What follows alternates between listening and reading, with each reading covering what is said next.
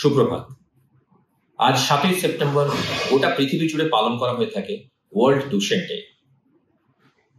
তো world Duchenne day নিয়ে বলতে গেলে গল্পটা শুরু করতে হয় 1861 থেকে 1868 সালের মধ্যে ফ্রান্সের সালপেট্রিয়ার হসপিটাল। সালপেট্রিয়ার হসপিটালে তখন কাজ করছেন এক বিখ্যাত নিউরোলজিস্ট অ্যামান্ড ডুশেন।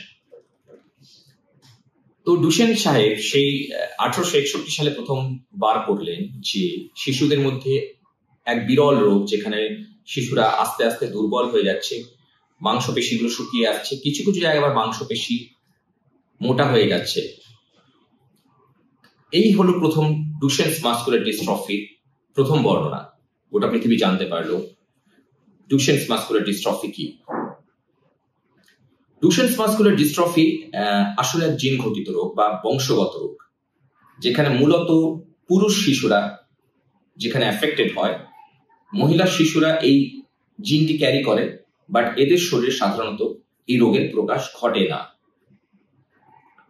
শিশুরা আস্তে আস্তে দুর্বল হয়ে পড়ে, চলাফেরায় অসুবিধে হয়, বারবার পড়ে যায়, মাটি থেকে উঠতে পারে না, উঠতে কষ্ট হয়, সিঁড়ি দিয়ে ওঠানামা করতে কষ্ট হয়। আপনার চারপাশে কোনো শিশুকে এরকম দেখলে যত তাড়াতাড়ি সম্ভব চিকিৎসা শুরু করা যায়, যাতে তার ব্যবস্থা করুন, আপনার নিকটবর্তী চিকিৎসকের কাছে, নিকটবর্তী নিউরোলজিস্টের কাছে নিয়ে যান।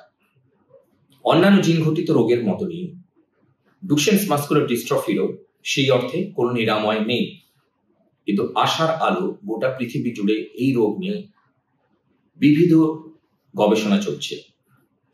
বহু সায়েন্টিস্ট এই রোগের যে জিনটি, সেই জিনটিকে টার্গেট করে বহু নিত্য নতুন ধরনের ওষুধ পথ্যের আবিষ্কার চালিয়ে যাচ্ছে। আমরা আশা রাখি অদূর ভবিষ্যতে আমরা আশার আলো দেখতে পাবো, এর নিরাময় বন্দোবস্ত করতে পারব। আমরা ডুশেনস মাসকুলার ডিস্ট্রফি নিয়ে যেন আরো বেশি সতর্ক হই, এই শিশুদের পাশে থাকি, এদের জন্য আর্লি রিহ্যাবিলিটেশন, ফিজিওথেরাপি এগুলি খুব ইম্পর্টেন্ট। তো এই বিষয়ে যেন আরো সচেতনতা বাড়ে।